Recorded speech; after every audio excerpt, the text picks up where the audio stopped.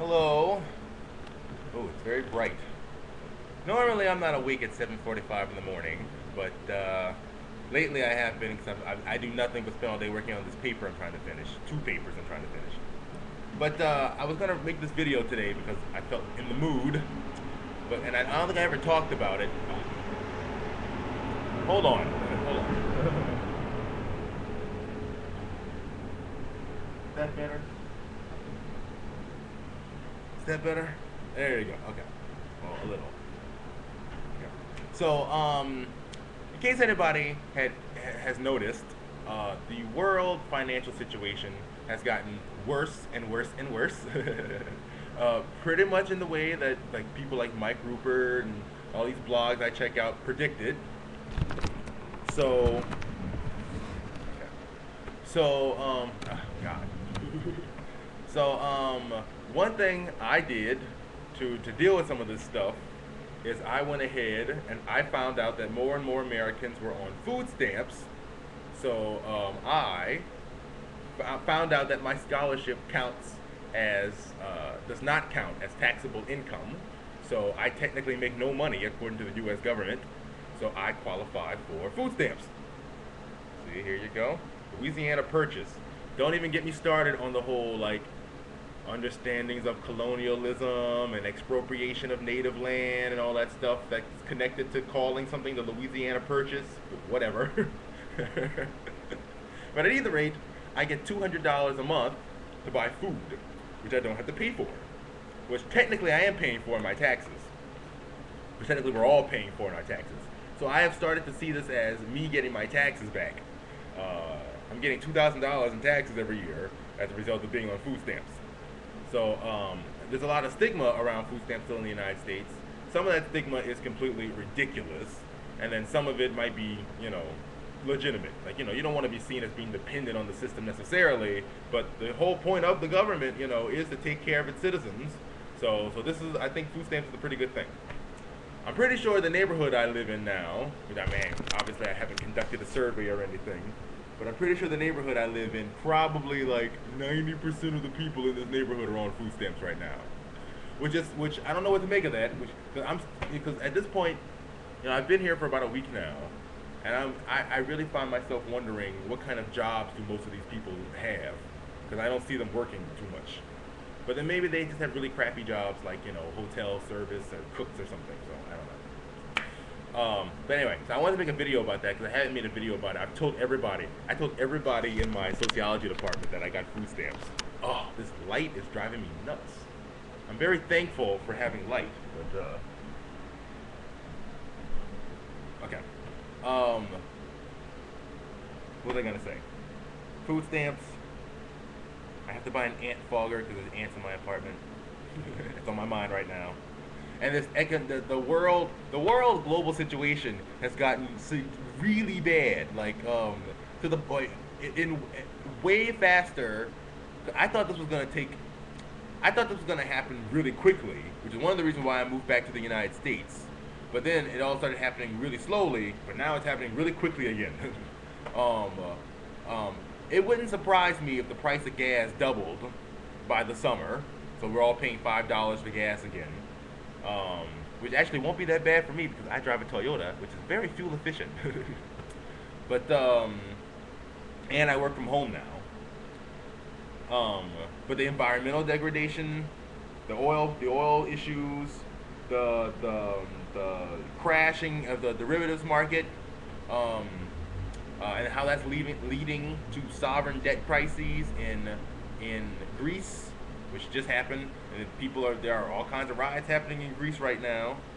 Those riots are gonna So the reason why I wanted to make this video is because I kept asking myself, what's gonna happen here in New Orleans if all this if the economy crashes, if things get this bad? What's gonna happen here in New Orleans to my neighborhood, that kind of thing? Where my neighborhood is 96% black, and like I said, mostly lower incomed. If the economy crashes, what happens to these people? These people are already. I realized yesterday. There's a book I read called "Post-Industrial Peasants," which argues that the middle class in this country is essentially the peasants of our modern society, because we have the distance between what CEOs and top people make versus the middle class is so great at this point, like 350 to 1, 350 to 1. You know, you know, my scholarship allows me to make $25,000 a year. Well, the average CEO probably makes $25,000 a minute. Okay, so that basically makes me a peasant compared to him. But if that makes me a peasant, then what does it make all the people who don't even make $25,000 a year? What does it make for everyone else who makes way less than that? So, or who makes nothing?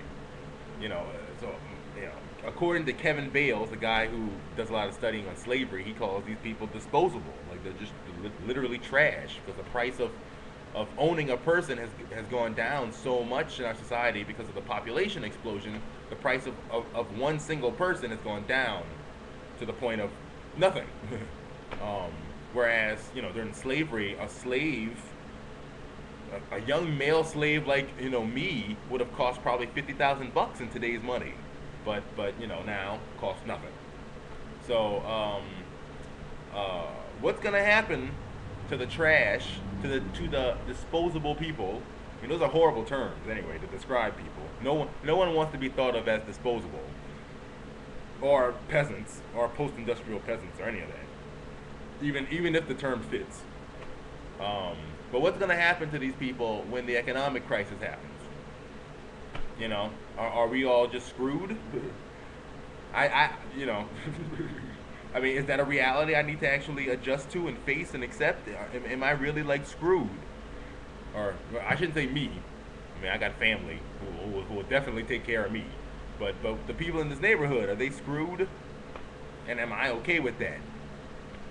So one thing that I'm doing, because I'm a strong believer in this whole idea of teaching people to return back to the soil, learning how to grow, living healthier lives, that kind of thing. I'm a big believer in all that stuff. I am starting my own garden for myself. I started growing my own garden.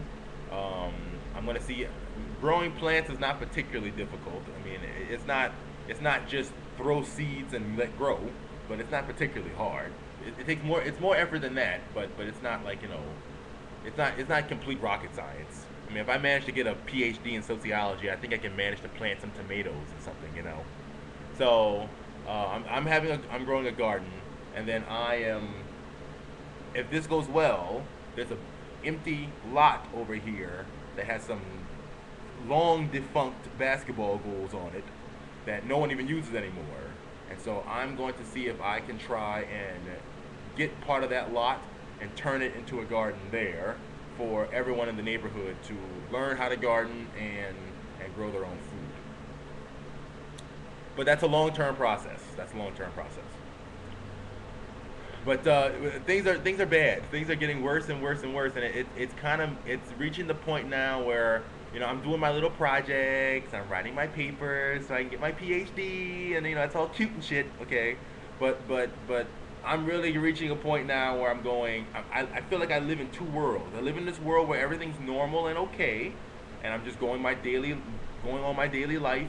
I'm about to drive today to go to class. I have to drive an hour and 15 minutes to Baton Rouge so I can go to class.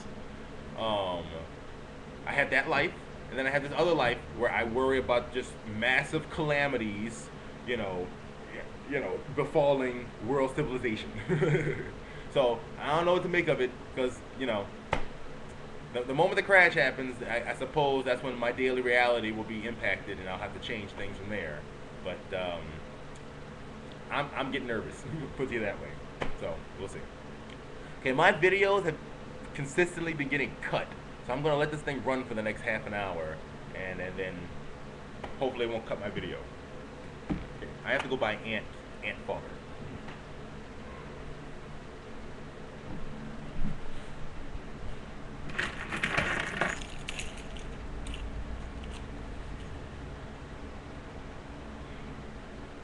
Oh.